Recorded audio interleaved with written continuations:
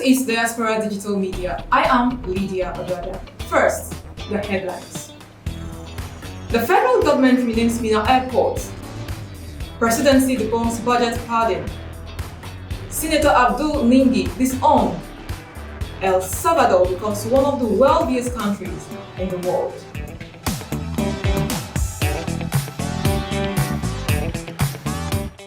Now the details. The federal government has renamed the Minna Airport in Niger State after President Bola Tinubu hours to the inauguration of the airport on Monday. The airport had earlier been named after the late Abubakar Imam by the federal government when 15 airports in the country were named after some prominent personalities in Nigeria. The State Commissioner for Information, Binta Mamman, disclosed the latest development on Sunday during a media briefing at the government house, Minna, where she unveiled preparations for the hosting of the president, who would inaugurate the airport, as well as some mechanized farming implements. In her statement, she said, "All is set for the Niger State government to receive President Bola Tinubu in Minna, the state capital. During the president's visit, he will commission the remodeled and upgraded terminal at the Bola Ahmed International Airport." The commissioner disclosed that the remodeling of the airport was originally an FG project, but due to a delay in completion, the state government took over the project after consultation with relevant authorities for speedy completion. She further stated that the project would serve as an alternative to the Nnamdi Azikiwe International Airport, considering the state's proximity to the nation's capital. The Commissioner for Industry, Trade and Investment, Aminu Takuma, who was represented by the Special Advisor to the Governor on Governance and Reform, Dr. Issa Adamu, while fielding questions from newsmen, explained that the renaming of the airport was based on the support of the president to the state so far. He said it was the federal government's prerogative to rename the airport since it was the same that had earlier named it. A loud question would be, is that the problem of Nigeria at this time? Renaming the airport after a living president? Come to think of it, the airport was a federal project that the state government had to take up because of the delay. The federal government could not even finish the project. At least tongues won't wag that much. But the state government worked. And then after the federal government steps in to say, "Well done, son. Now let's do the naming." Over to you, Nigerians. Was it necessary to change the name of the Abubakar Imam International Airport to Bola Ahmed Tinubu International Airport? The presidency on Sunday refuted the allegation that President Bola Tinubu is implementing a budget different from what the National Assembly passed. It said that the 1.2 trillion naira differentials were added by the lawmakers.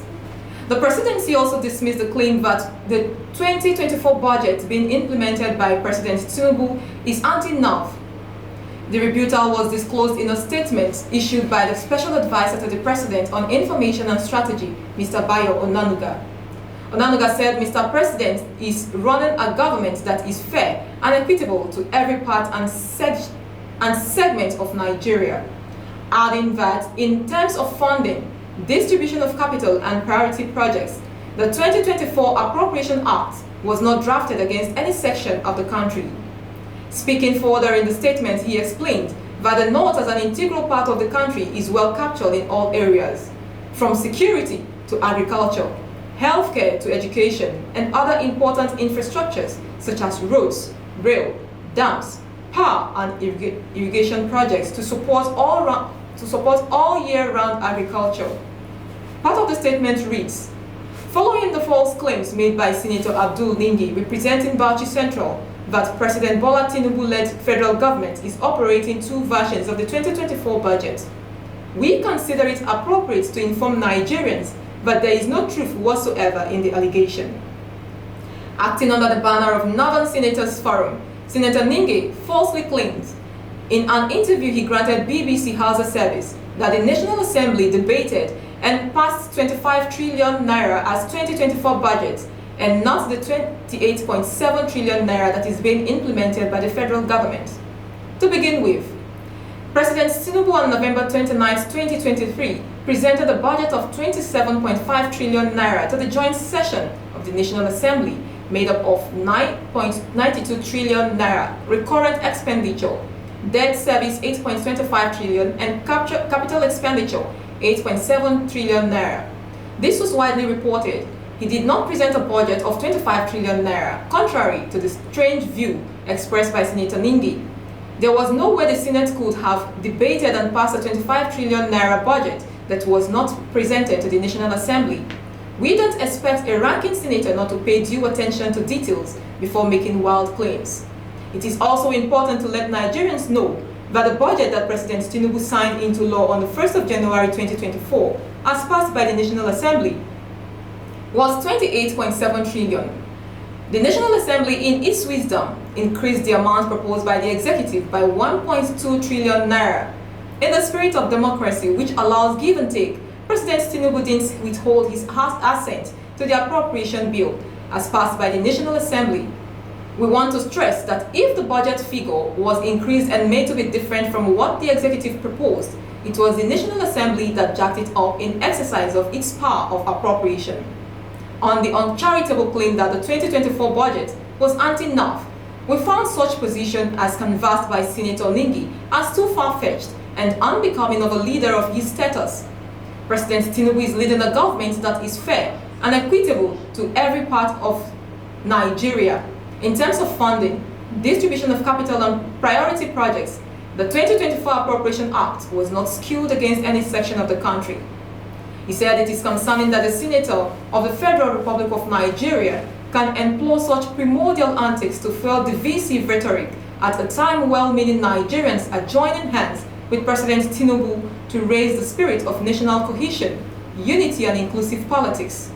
We want to use this opportunity to commend Senator Yemi Adaramodu, Chairman Senate Committee on Media and Publicity, for setting the record straight. We also commend Senators Steve Sunday Karimi, Titus Tajenga, Zam and Kaka Shehu for their forthrightness and for coming out against the misrepresentation of facts by Senator Ningi. President Tinubu is a firm believer in the rule of law and constitutional democracy. As an avowed Democrat, he will not engage and indulge in any unconstitutional act or act in any manner that assaults the Constitution of Nigeria by operating any budget outside the one approved by the National Assembly, which is dutifully signed into law. We want to state categorically that the only 2024 budget that is being implemented is the 28.7 trillion naira budget passed by the National Assembly and signed by the President. Included in the budget are statutory transfers to the Judiciary, National Assembly, Theft Fund, and others. Lawmakers under the aegis of the Northern Senators Forum (NSF) have dissociated themselves from Senator Abdul Ningi's controversial comment about the 2024 budget. Ningi had recently in an interview claimed that the executive is implementing a budget that the National Assembly did not approve. The lawmaker representing Bauchi Central, PDP, under PDP, said the National Assembly debated and passed a 25 trillion naira budget and not a 28.7 trillion naira budget that is currently being implemented. Dismissing Ningi's claims as false, the Presidency on Sunday, March 10, 2024, said that the alleged 25 trillion naira budget was never presented to the Senate. The Presidency's position was further strengthened on Monday, March 11, 2024, when members of the Northern Senators Forum, headed by Ningi, dissociated themselves from their leaders' allegation against the Presidency and the National Assembly. In the statement published by Pulse Nigeria, the NSF said the chairman's claim on the 2024 budget is his personal opinion. The lawmaker said there was no budget padding, adding that Ningi's incorrect claim on the 2024 budget should not be taken as the opinion of the Northern Senators Forum. El Salvador, one of the smallest and most densely populated countries in Central America, may eventually become one of the wealthiest countries in the world because of its Bitcoin holdings following her president's decision to invest in Bitcoin in 2021. The country became the world's first nation to accept Bitcoin as legal tender in September 2021. Then on November 16, 2022, El Salvador's President Nayib Bukele announced that the government would start purchasing 1 Bitcoin per day. Although the president's decision was met with criticism, it has been reported that the Bitcoin held by the government of El Salvador, which consists of over 2,000 BTC, is now valued at more than $150 million. While impressive, President Bukele has also stated that he has no plans to sell the country's vast Bitcoin holdings. As the Bitcoin halving event approaches, El Salvador could see even more gains if the price of BTC continues to increase. Given this, industry experts are predicting that El Salvador may eventually become one of the wealthiest countries in the world. Silicon Valley-based venture capitalist Tim Draper recently stated on the Web3 Deep Dive podcast that El Salvador is taking off as an innovative country, noting that the region may soon be one of the most attractive places in the world to live. Within maybe 30 to 40 years, El Salvador will have gone from the poorest, most crime-driven. Within 30 to 40 years, El Salvador will have gone from the poorest, most crime-ridden country to maybe one of the richest, most innovative countries in the world, just in that period of time, said Draper. And it's just because they embraced Bitcoin. Draper further pointed out that if Bitcoin reaches $100,000, El Salvador may be able to pay off loans owed to the International Monetary Fund, IMF. Echoing this, Alexander Mamasidikov, founder and CEO of CrossFi, a platform focused on bridging traditional banking with blockchain, told Crypto News that he believes El Salvador will soon be financially independent. This will allow the country to focus entirely on its internal task, which is most important in our modern world, said Mamasidikov. Recognizing Bitcoin as an official currency has allowed the government to completely change the financial model and go its own way. Indeed, Bitcoin is already proving to be an important asset class for El Salvador. Joe Nakamoto, a crypto journalist who recently filmed a Bitcoin-focused documentary in El Salvador, told Crypto News that Bitcoin has introduced financial inclusivity and sovereignty to the region. In a country where a large portion of the population does not have access to traditional banking services and many families depend on remittances, BTC allows Salvadorians to become their own bank and receive money from anywhere in the world for an incredibly low fee, said Nakamoto. While President Bukele is firm on not selling the government's Bitcoin's holding, Nakamoto explained that BTC is used as money in the country by a small subset of the population. As we conclude DDM's update, here is a quick question for Nigeria. Will the Nigerian government consider investment in cryptocurrency, considering that Binance recently severed ties with Nigeria following the accusation by fiscal money authorities that it was manipulating Nigeria's foreign exchange rates?